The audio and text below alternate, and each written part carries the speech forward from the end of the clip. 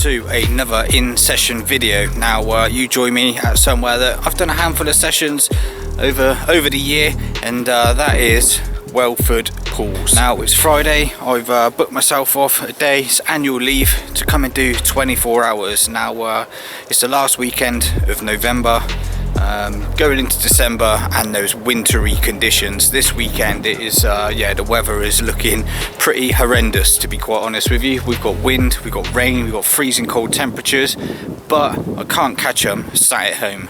So I've come down to squeeze one more session in before the year's out to try and bag myself one of the bigger residents that is in Top Lake. So I've been successful in my past few visits. I've caught, you know, I've even caught up to 20-pound fish, but I really want one of those sort of 25-pound plus fish that are in here. So, you know, a good winter chunk. So fingers crossed, that is the aim of this session. Now, as you can imagine, the banks are really quiet.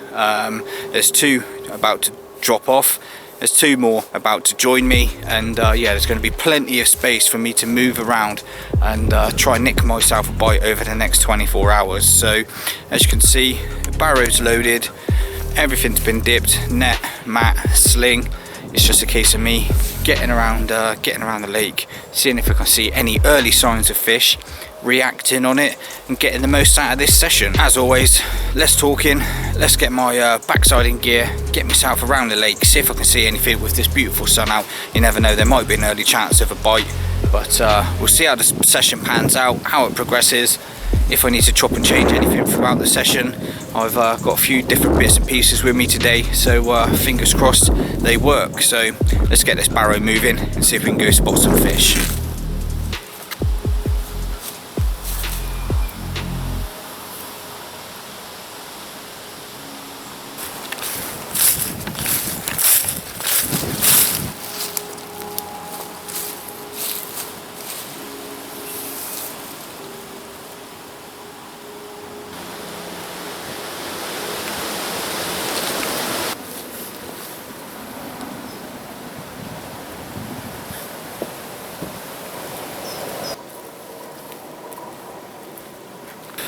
Joined me on the first lap. Still really had a good chat with a couple of lads that come down yesterday for 24 hours. They're just into the last bit of time on their session. One of them has managed to nick a fish, which is always encouraging. So that's on sort of like the top end of the of Top Lake.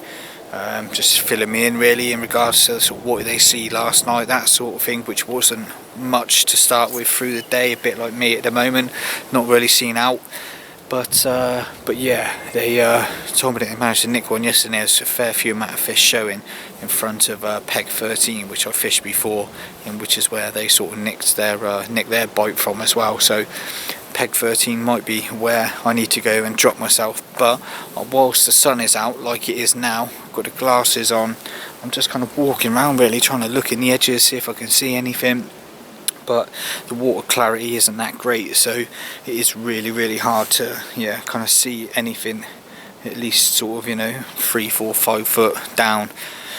So just gonna hope that maybe one gives themselves away, but whilst the sun is out, I'm just going to walk around, warm myself up a little bit, see if I can see anything happening, see if I can clock anything, any clouding up, anything like that, any little giveaway signs that one or two fish might just be down there, you know, disturbing the bottom or anything like that. And yeah, it might just put me in a little bit of a better stead on where to start my session really. But like I say, whilst it's like this, I'm in no rush to get set up. I'd rather get my location right really, and if there's a chance of an opportunist bite by lowering a bait onto something that I've seen, then I can just set up a rod and a net and do that. But like I say, whilst it's beautiful weather's sunny as it is before it turns as the day goes on, I'm going to make the most of getting around the lake and seeing if I can see anything.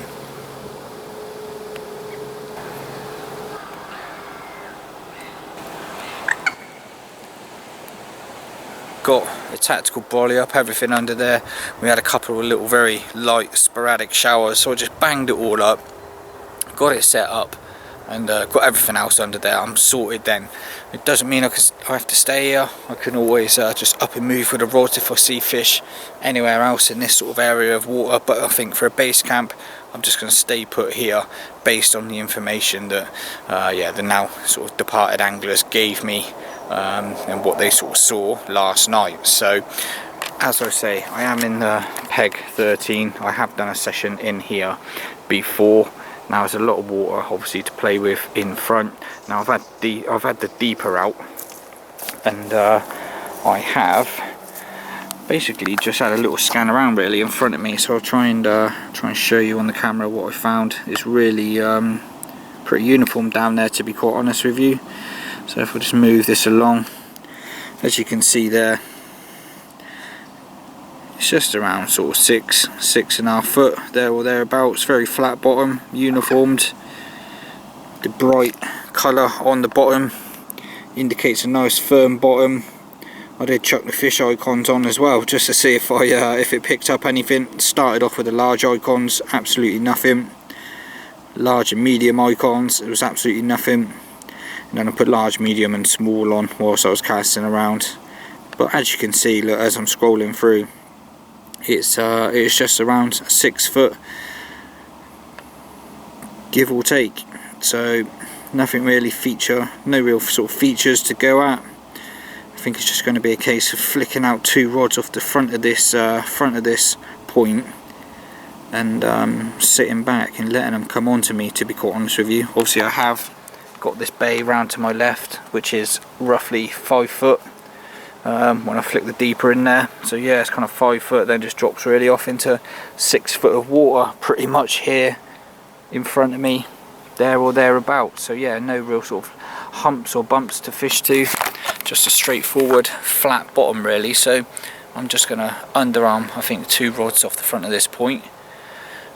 The lads opposite me very kindly gave me probably the best part of a couple of pints of maggots as well. So I will certainly use them to my disposal, and I might just try and create like a little bed in front of this point swim with my 2 solid bags amongst it, and hopefully they move in across it as they seemed to last night, and maybe, just maybe, they'll visit this area again, and there'll be a nice little bed of goodies down there for them. So now that I know what I've got to play with in front of me, it's brightened up a little bit. I'm going to get these rods sorted, probably have a little fight trying to get these bank sticks in the ground, as I'm pretty sure I did last time, and yeah, we can sit back and chill, keep our eyes peeled, and see how the day pans out really. So let's get these rods sorted, and we'll see how it goes.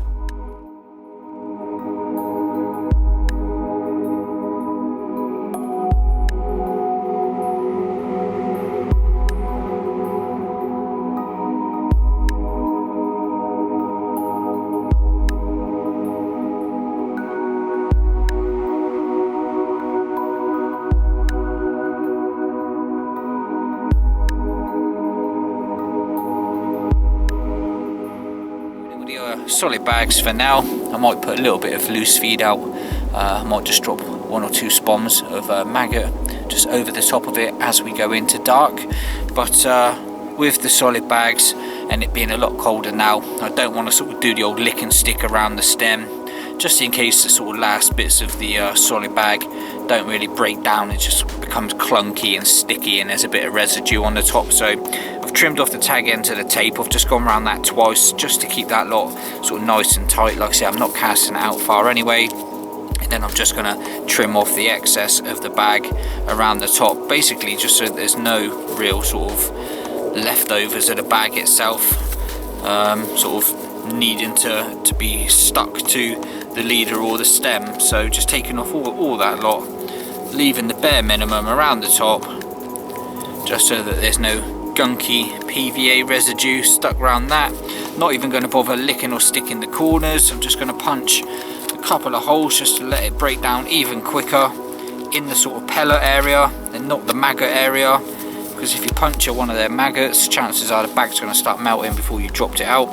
So just stuck 4 little holes outside, 4 little holes outside. That will just help it break down in this cold, colder temperatures. So it's just started to rain, which is a good time to flick this out. So let's get that sorted. We can kick back, relax, and keep our eyes on the water.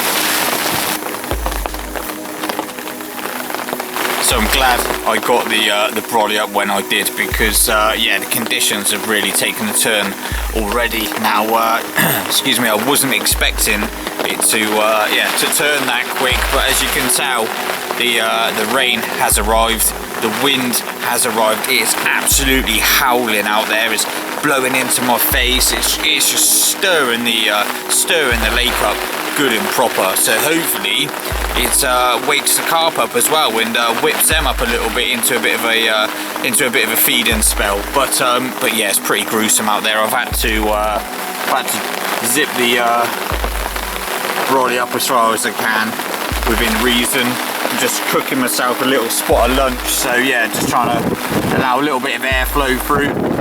But yeah, it's pretty grim, but fingers crossed it works in my favour.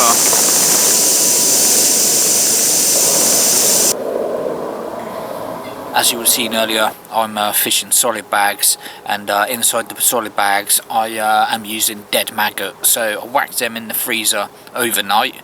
They're, you know, as dead as can be.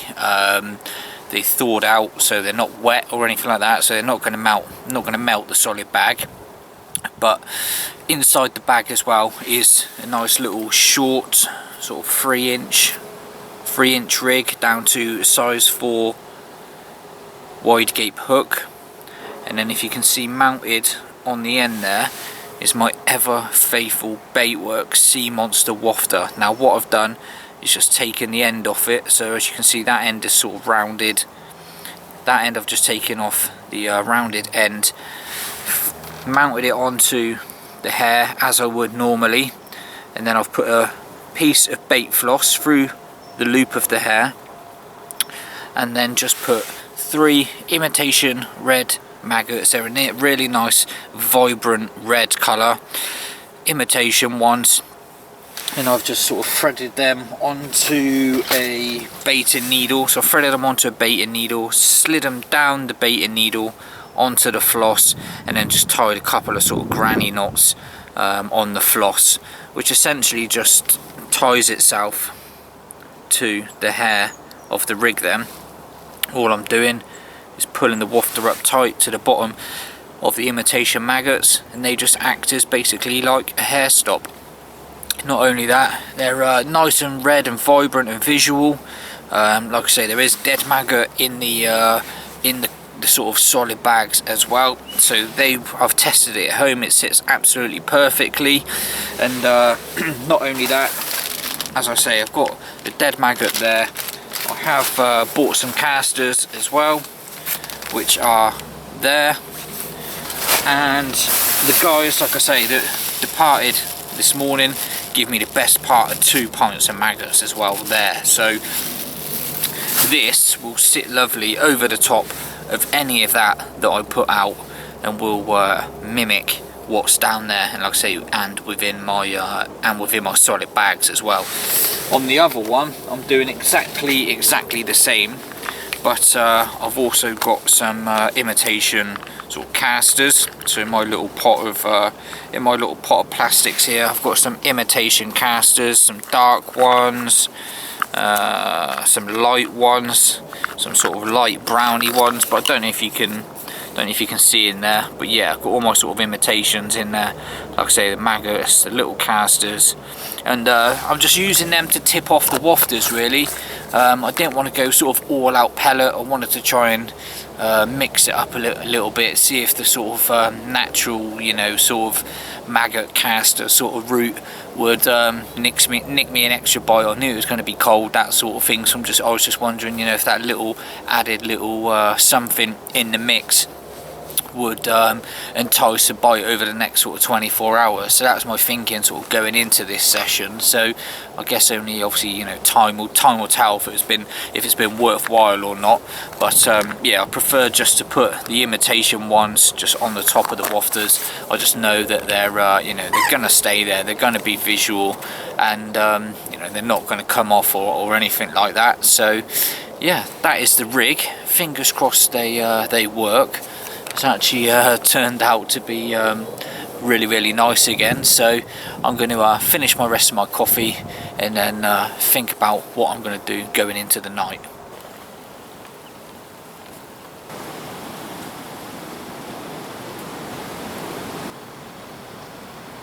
just looking at the weather, and wow, yeah, from sort of 11 o'clock onwards tonight, it's yeah, it's going mental. It's got sort of, what is it, rain, potential snow. It's saying these winds, it's you know, 48, 50, 53, 52 miles an hour, northwesterly winds. So yeah, it's going to be absolutely Baltic in the morning. It's saying what, 1 degree, but I bet you it feels a lot worse than that, -6. So with that 50 mile an hour wind that we've got coming in, it's saying it's going to feel like -6 in the morning, which is yeah, absolutely brilliant. So I've got a feeling I might be in for a rough night, and it wouldn't surprise me if nothing happens. But I'm going to keep everything crossed. I'm going to do everything I can to yeah, to try and make something happen.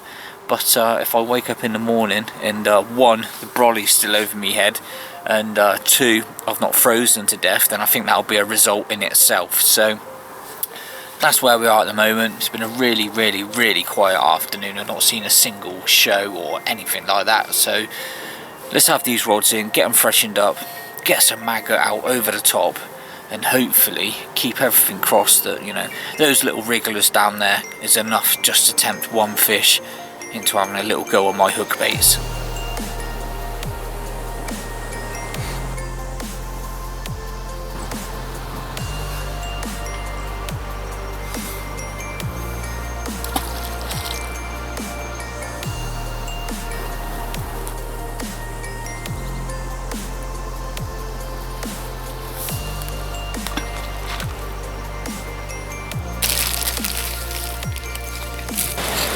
Both rods out, baited up with a few spoms over each rod, so 3 spoms of caster, dead maggot and live maggot.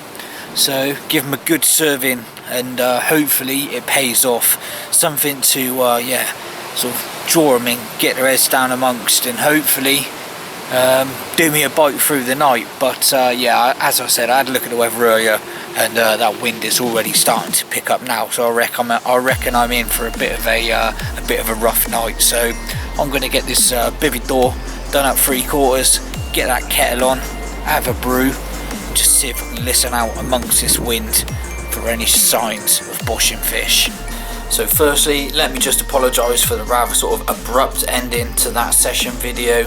As I mentioned, the weather was due to take a turn for the worse, and yeah, as darkness hit, that wind just picked up, and wow, what a yeah, what a night on the bank that was. So I didn't manage to get a single minute's sleep. You know, the brolly was just getting battered from, like I say, every angle possible, and generally didn't know if it was going to make it through the night. But at first light, I was still alive, the brolly was still in one piece, and I decided to have everything packed down onto the barrow to make a swift escape. It certainly proved to be yeah, the right decisions. Just as I got everything loaded into the car, pulled out the gates, the snow started to come down, so I made the very short journey home, and yeah, thankfully got in the warm just before yeah, the white stuff started to come down, and yeah, I probably couldn't have made a better choice if I tried. So as always, thank you for watching the video. Sorry it was a little bit of a uneventful one, but I generally couldn't sit it out for those last few hours of the session. It was just too much. That wind was just, yeah, was just savage, and I needed to get packed down and get out of there really. So it is what it is. I didn't get my biggie on that occasion. Maybe I'll try early next year. But as always, thanks for watching. Feel free to like, leave me a comment, get in touch, all of that business, and I will be out on the bank very soon.